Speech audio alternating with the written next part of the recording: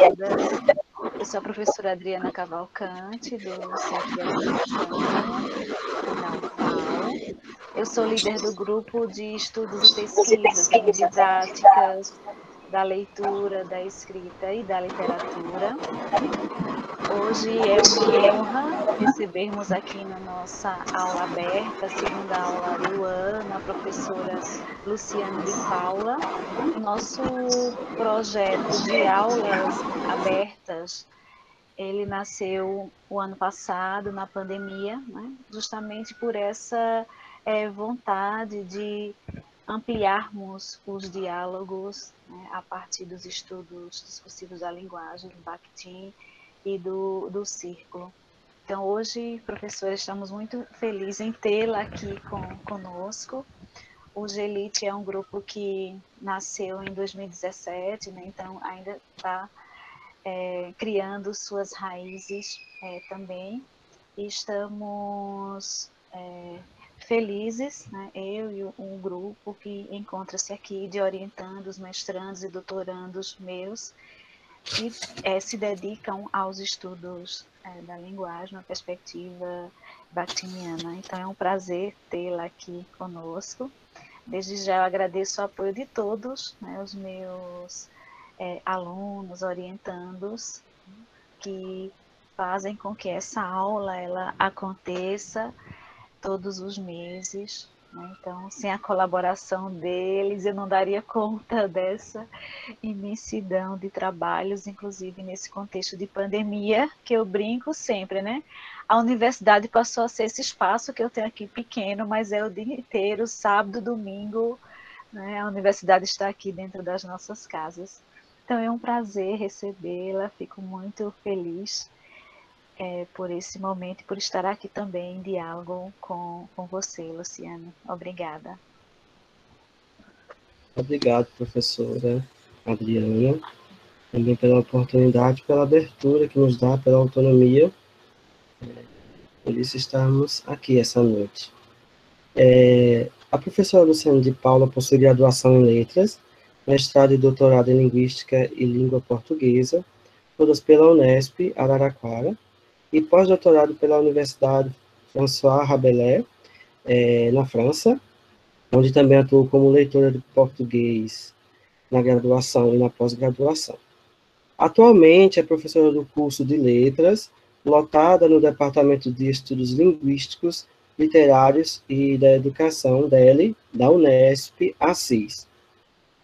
Credenciada como professora permanente do Programa de Pós-Graduação em Linguística e Língua Portuguesa da Unesp, Araraquara, e do Programa de Mestrado Profissional em Letras, Profiletras, no qual se encontra como coordenadora desde 2017. Tem experiência na área de letras, com ênfase em análise dialógica do discurso, e atua principalmente nos temas voltados à verbovocovisualidade. É muito interessante. Da linguagem, materialidade em enunciados estético-midiáticos, canções, filmes, seriados, peças publicitárias, HQs, textos literários, redes sociais, entre outros. Atua como pesquisadora do Grupo Slovo na Unesp Araraquara e coordena o GED, Grupo de Estudos Discursivos da Unesp em Assis. É editora da Alfa, Revista de Linguística da Unesp, Qualis A1, desde abril de 2020, e membro do Conselho Superior do Profiletras, como representante dos coordenadores das unidades do programa no país, assim como também é membro da Comissão da Diversidade, Inclusão e Igualdade, e da Comissão Científica da Área de Análise do Discurso, ambas da Abralim.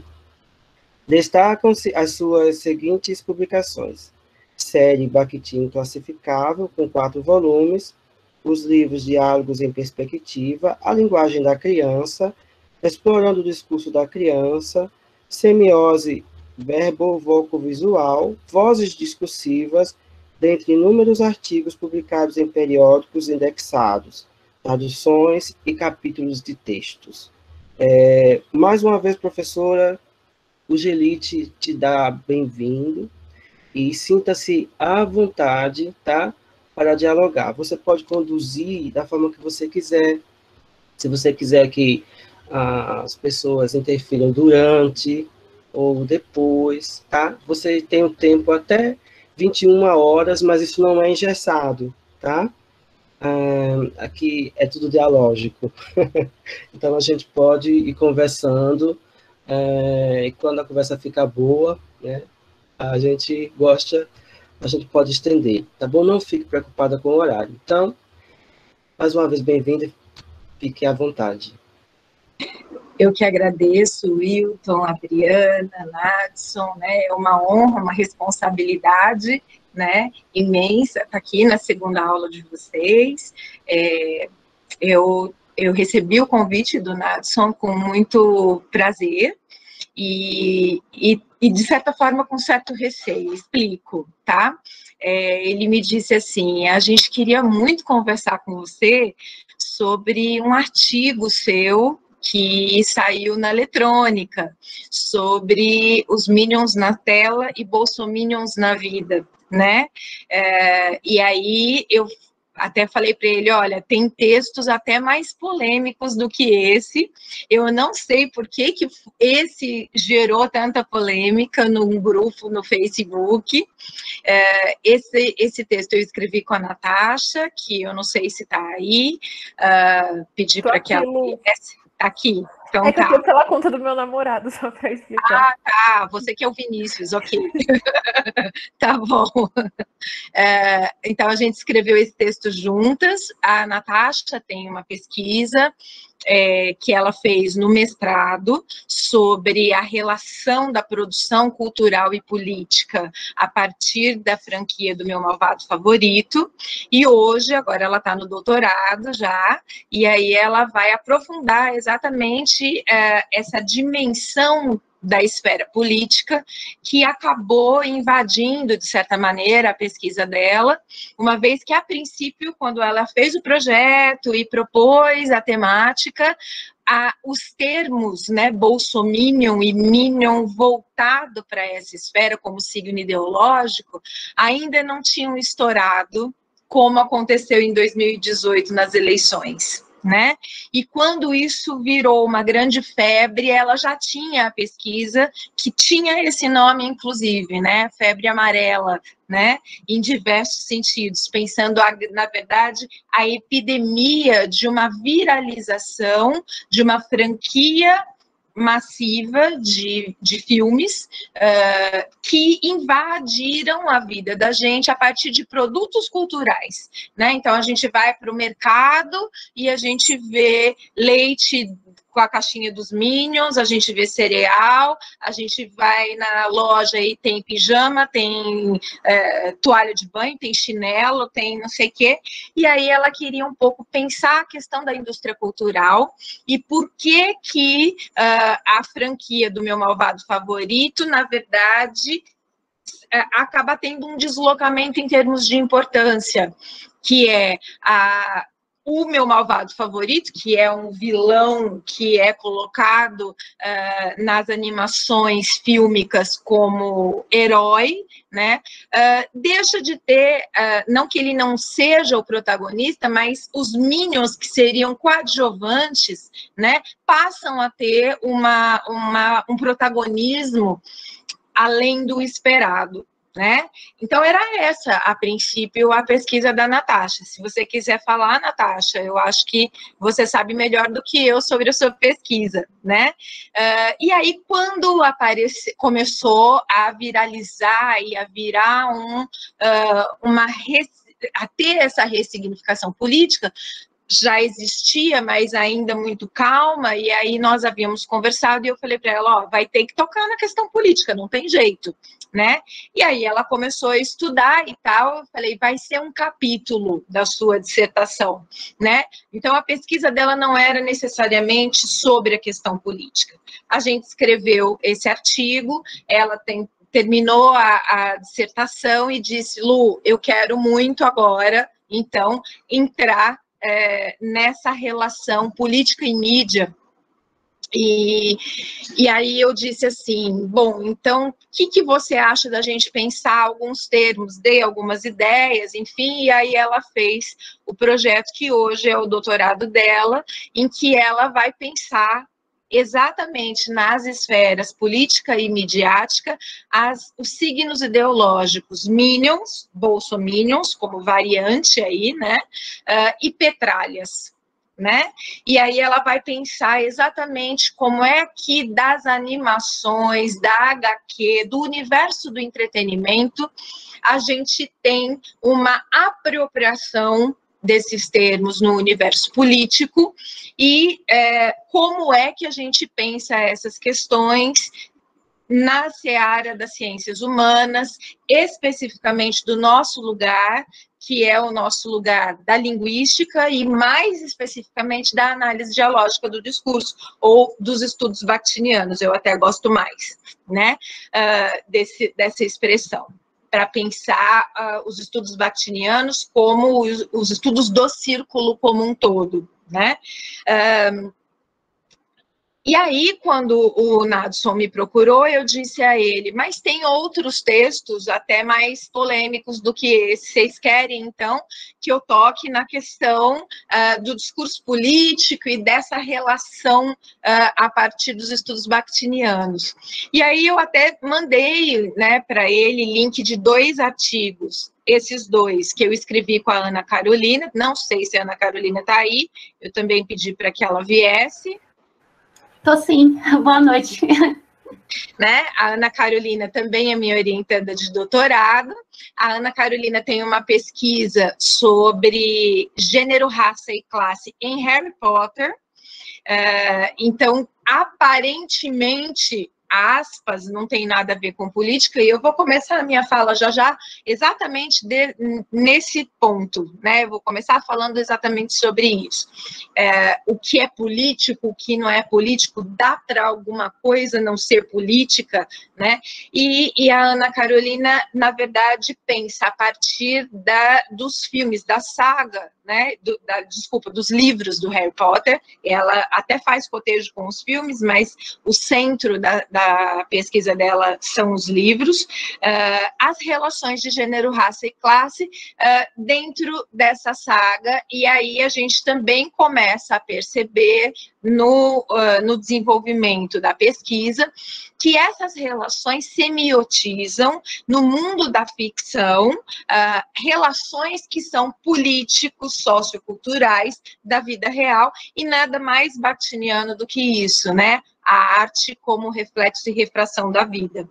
E aí, a gente começou a pensar algumas questões.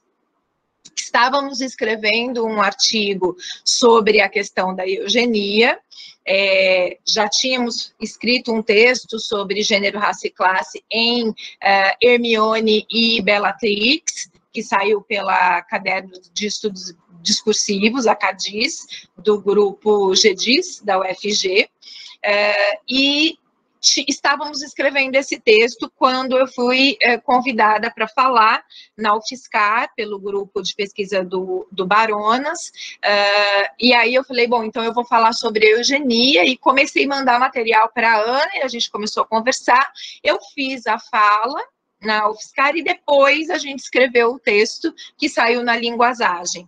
Mas o texto era imenso, porque tinham muitas coisas que a gente queria falar, e a gente sabe que um artigo não dá conta de tudo. Se uma tese não dá conta de tudo, né, que dirá um artigo. E a gente tem nesse desgoverno muito material. Todo dia a gente tem muito material para trabalhar, discursivamente, né? E aí, cada vez que a gente pegava no texto, ao invés de cortar, o negócio ficava maior. E aí eu falei, Ana, vamos dividir, então, esse texto. Esse texto se desmembrou em 2, e um é o da eugenia, que está na Linguasagem, o outro saiu pela... Ai, meu Deus, me ajuda a lembrar, Ana. Não é pela Signo. Saiu pela Calidoscópio. Pela Calidoscópio. Saiu pela Calidoscópio, exatamente a questão do sangue, né? A pureza do sangue em Harry Potter como uma pureza da raça eugenista, da superioridade, da supremacia, que eu vou tocar aqui também hoje, né? Então, aquele texto viraram se transformou em 2 artigos, né? E aí eu fui fazer uma fala também na Abralinha ao vivo, junto com a professora Penha, com o Luciano, o Rodrigo e a Isabel. E aí falei, Ana, olha, acho que dá para a gente desdobrar isso aqui e a gente pensar que essa eugenia aparece no contexto pandêmico no Brasil como uma política, né, própria, específica, planejada, que se constitui a partir do aparente desleixo, do aparente descompromisso, da aparência de quase de um trapalhão, né? Ele não sabe o que ele está fazendo, né? E que é aí que está, não, ele sabe, né? E aí a gente escreveu um artigo que está na revista da Abralin sobre necropolítica, né? Então a gente teve esse percurso aí, né? Eu estou aqui falando da Ana e da Natasha porque somos coautoras e eu acho que preciso, né, dizer que foi um trabalho em conjunto, né, nesses artigos, e que essas são discussões minhas com o grupo, como eu também vou citar aqui a pesquisa do Fábio, que na iniciação científica trabalhava com signos ideológicos, nação, me ajuda a lembrar, Fábio. Nação... Ódio e resistência, Lu. Ódio e resistência, isso. Desculpa, Fábio. Né? E agora o Fábio está no mestrado e ele está com um projeto novo. Mas naquele momento, então, começaram a aparecer, na verdade, filigranas, né? Fios de discurso que a gente ia percebendo e que a gente foi desenvolvendo no grupo em pesquisas diferentes, com pessoas diferentes. Eu estou falando desse movimento porque eu estou aqui numa aula aberta de um grupo de estudos, né? E que vocês, como grupo, sabem, né, que o nosso movimento é um movimento dialógico e que nunca a palavra é de um só, porque o sujeito se constitui a partir do outro, né? Então, as coisas que a gente faz no GED, que é o grupo de estudos discursivos que eu coordeno, no qual os meus orientandos todos se encontram e a gente participa ativamente, a gente faz as coisas muito dialogadas mesmo, né? Então, tem um grupo, por exemplo, que pesquisa o discurso da mulher, então, Carolina, a Laura, a Luana, a Bárbara, a própria Ana Carolina, com a questão de gênero, né?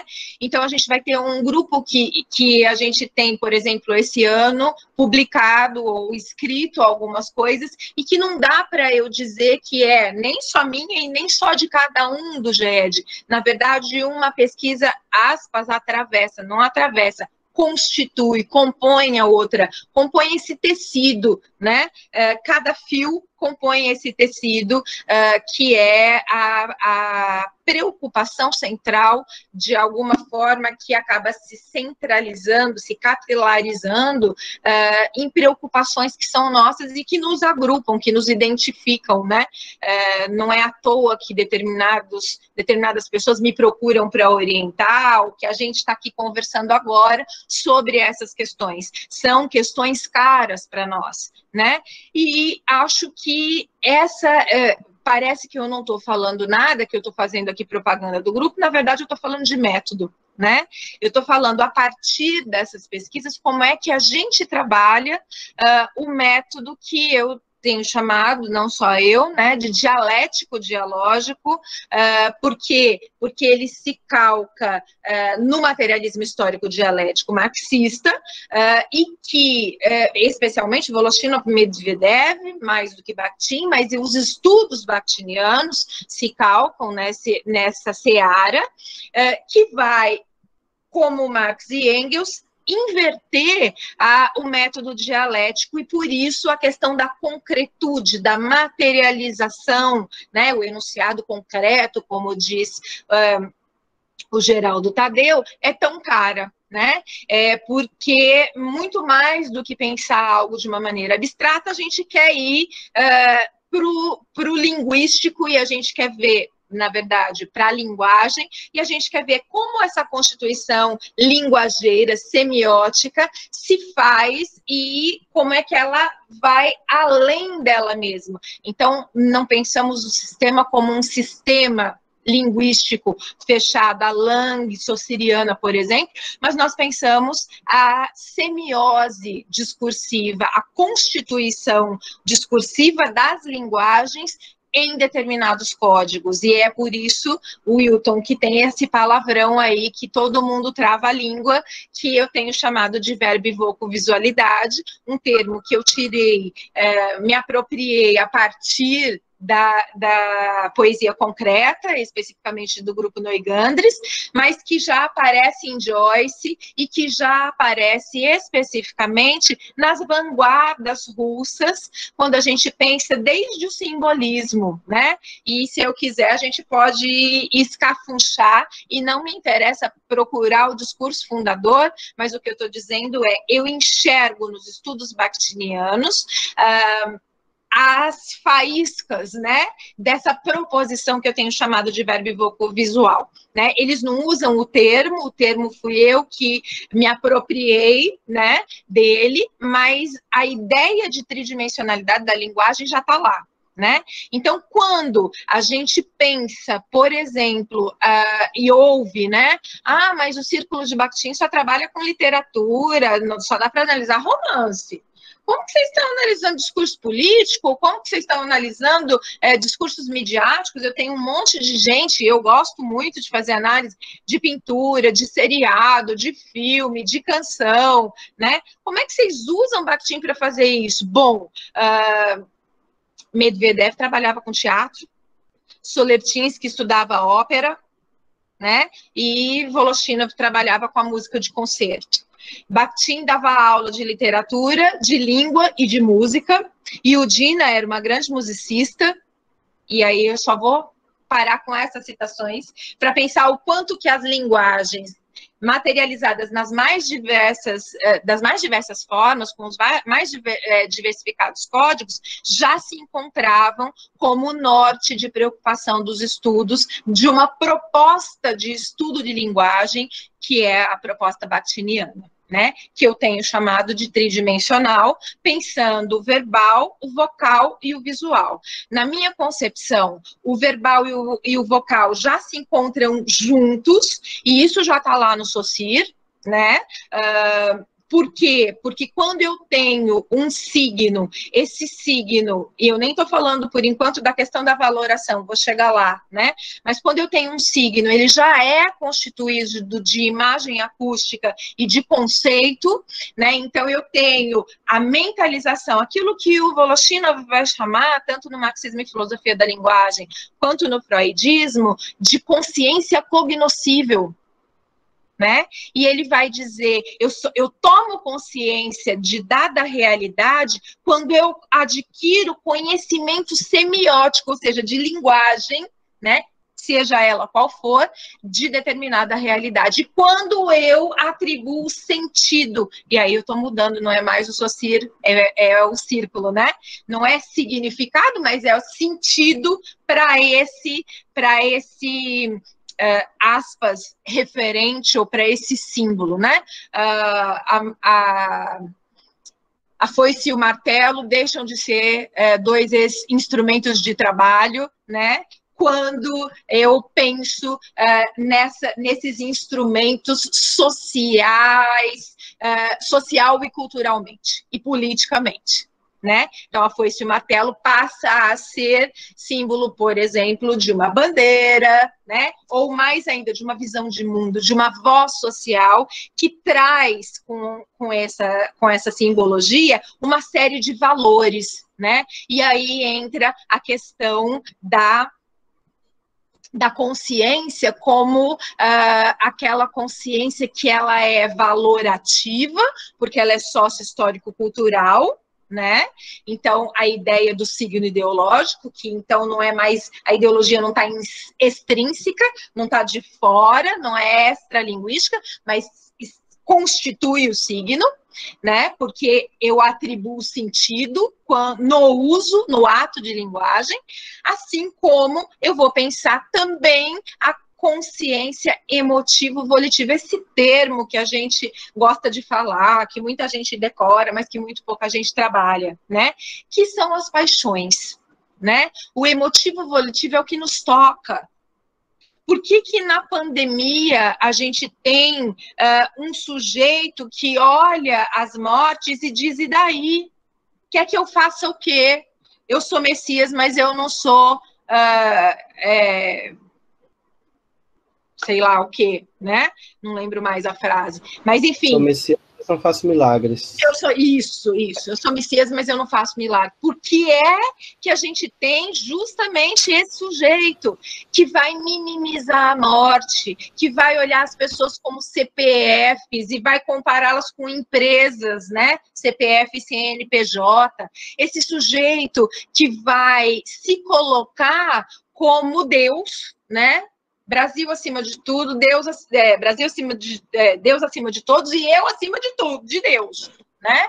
É uma ideia do narcisismo que está aí, tá? Antes de entrar nessa seara, né, eu acho que é importante a gente pensar que o nosso método dialético-dialógico bakhtiniano é um método que leva em consideração o enunciado e não o texto, né? Há uma diferença aí. A gente não está falando de estrutura textual, mas a gente está falando de como essa estrutura expressa um dado ponto de vista, uma voz social de um grupo, né, que tem a sua peculiaridade arquitetônica, constituída por composição, forma e estilo, mas mais do que isso, essa peculiaridade, ela não deixa de ser social. Então, esse discurso, esse enunciado, né, ele é sempre social. Então, quando eu designo um sujeito como bolsominion, eu tenho que saber quais são os traços o que é ser minion, quais são os traços que constituem esse sujeito, qual é o paralelismo, a interseção, né? O que constitui Bolsonaro, o que constitui os Minions, e qual é a interseção entre esses sujeitos que, de alguma maneira, se expressa semiotizado nesse termo, nesse signo ideológico. E aí eu tenho uma visão de mundo sobre Bolsonaro, sobre Minion, que vai estar expressa materialmente nesse signo. Ou em gado, né? Ou em coxinha, se a gente assim quiser, né?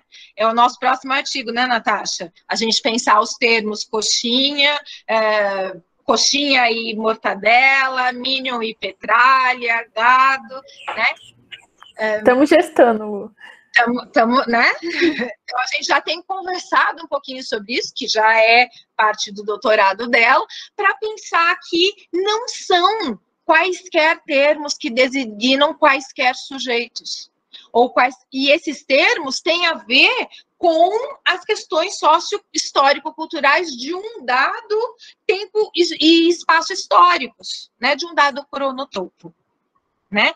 Então, é importante a gente pensar que a gente faz esse movimento, que o nosso método, ele não é o método cartesiano. Eu estou falando disso porque fica parecendo, para alguns, pode parecer, para quem não, eu digo que é leitor de Bakhtin de cabeceira ou de orelha do livro, né? Que os estudos bakhtinianos não têm método. Né? Depende, o método cartesiano, aquele classificatório que põe dentro da caixinha, esse não tem mesmo, porque a gente combate esse método, a gente propõe um outro método, um outro jeito de fazer ciência, né? Que é a heterociência, uma outra ciência, um outro método. E qual é esse outro método? Eu tenho chamado de dialético-dialógico, aquele que coloca em jogo forças, em embate, né? Forças de vozes, de valores emotivo-volitivos e históricos socioculturais que podem se confirmar ou não, estar em tensão, né? Em tensão e não intenção, né? E quando a gente tem esse jogo, a gente não está pensando a dialética do ponto de vista do senso comum.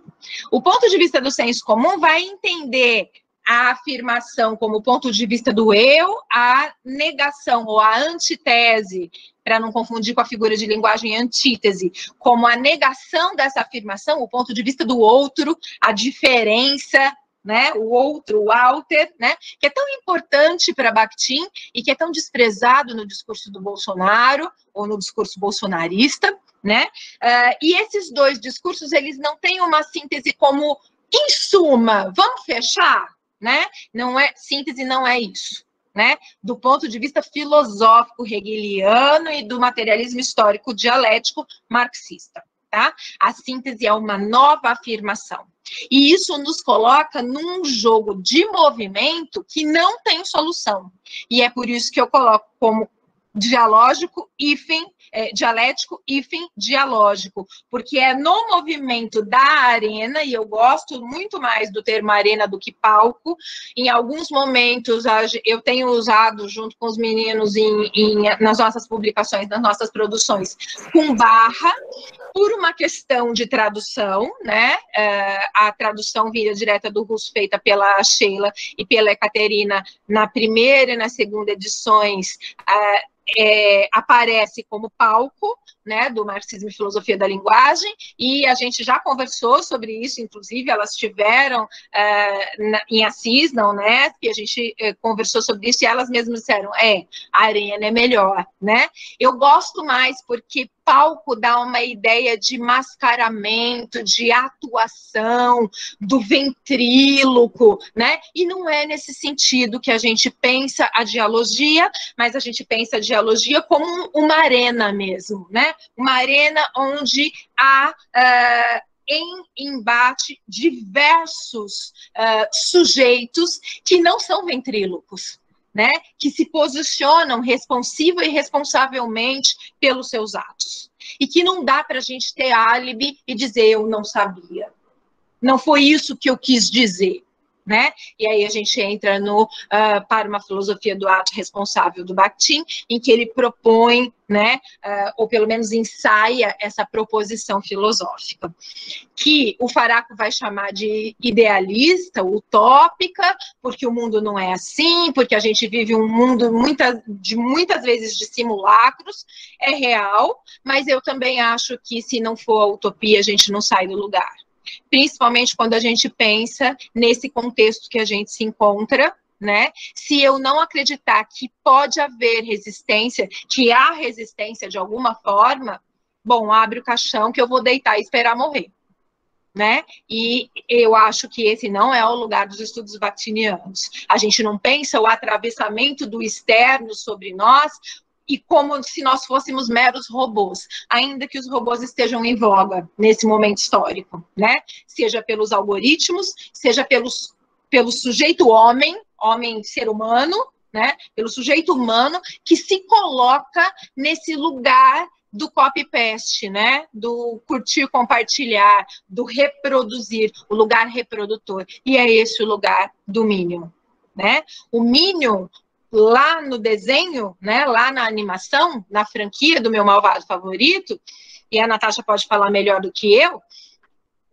é esse sujeito operário que não tem consciência de classe, que ele não tem consciência de quem ele é, e ele faz tudo, inclusive pegar o seu próprio cofrinho e dar dinheiro para o seu patrão.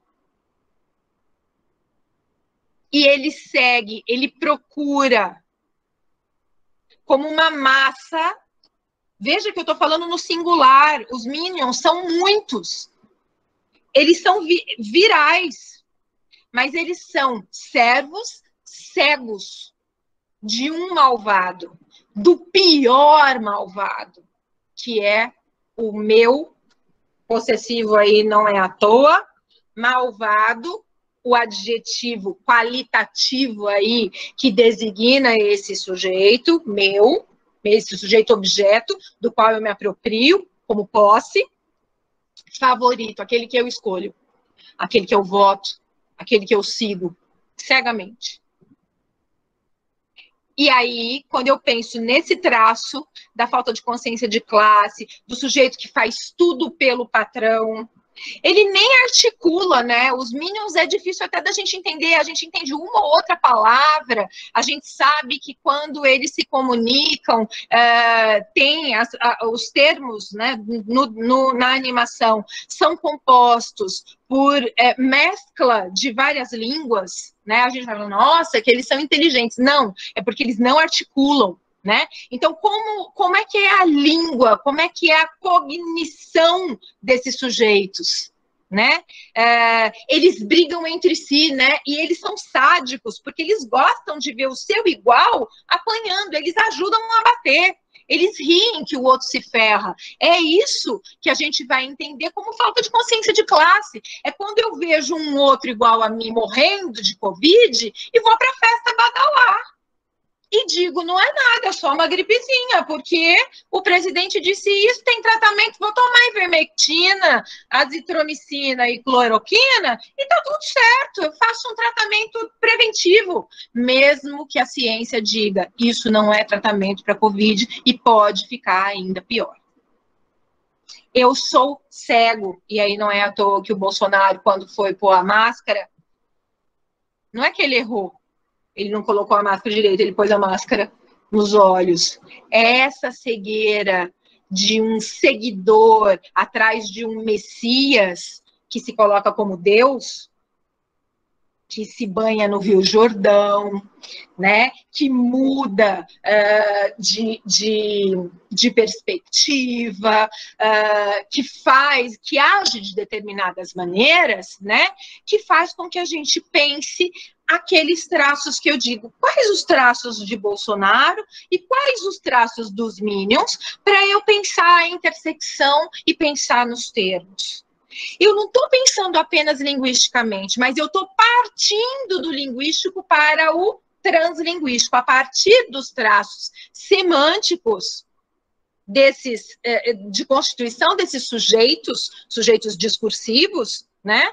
Eu vou pensar nos atos desses sujeitos, eu vou pensar os posicionamentos políticos desses sujeitos, e aí eu vou pensar nas esferas, e aí eu vou para o enunciado, eu não fico no texto, né? E isso também é método, ok? Eu deixo para vocês, se quiserem ir conversando comigo, mas eu trouxe uma apresentação que eu queria muito mostrar, né? Eu sei que a gente tem a questão do tempo, vocês me dão licença para colocar um pouquinho, eu vou pedir então, para que se vocês quiserem falar, eu não vou conseguir mais ler o chat, porque eu vou colocar o PowerPoint, vocês sabem que quando a gente coloca em tela cheia, a gente fica cego da sala, então eu não vou conseguir ler vocês e nem visualizá-los, então eu preciso que vocês falem se for o caso, tá bom? Vou colocar, vamos lá. Conseguem visualizar? Só digam para mim se está ok. Sim, Lu, está aparecendo. Tá? Ok. Então, tela cheia, vamos lá. Né? Não foi à toa que eu escolhi, né, essa forma de apresentação com as máscaras, né? Exatamente porque eu vou tratar um pouquinho desse lugar, né? Vou falar um pouquinho desse lugar que a gente está vivendo, desse tempo, desse cronotopo pandêmico, como chamou a Penha, né, professora Penha, que é o que a gente está vivendo. Eu gosto mais de cronotopo pandemoníaco. Eu vou dizer por quê, tá?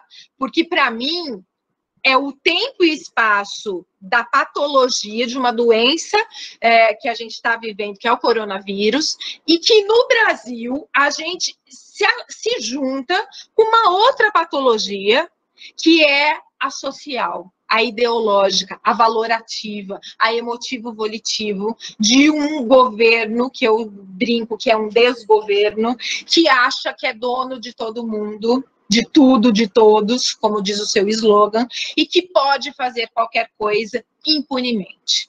E esse não é mais, então, a pandemia, mas é o pandemônio. A gente vive o pandemônio, né? A gente tem a pandemia agravada desde a esfera da saúde, né? Olha o número de mortes. Essa noite a gente bateu recorde, né? 2.200 e não sei quantas mortes em 24 horas. A gente já conseguiu o pódio, porque os Estados Unidos estão tendo queda nas mortes e a gente está em ascendência, né? Eles têm vacina, a gente não, né? Porque a gente tem um governo que, do lugar que ocupa de patrão, de malvado favorito, de Gru, né? Como presidente, não tem uma política pública de saneamento para a saúde. Nós não temos nenhum ministro da saúde que seja da área. Como nós não temos na educação alguém que seja respeitável, ou no Ministério da Mulher e da Família, uma mulher que represente a voz da mulher. Porque não é porque o sujeito é mulher, que a pessoa é mulher, que a voz que ela expressa é daquele grupo social, é a voz social daquele grupo. Não necessariamente. A gente tem mulher machista, a gente tem homossexual, ou alguém da comunidade LGBTQIA+, que é homofóbico, transfóbico, né? A gente tem negro racista. E essas contradições são exatamente a falta de consciência de classe, sobre a qual eu falava com relação aos Minions. A gente tem pobre de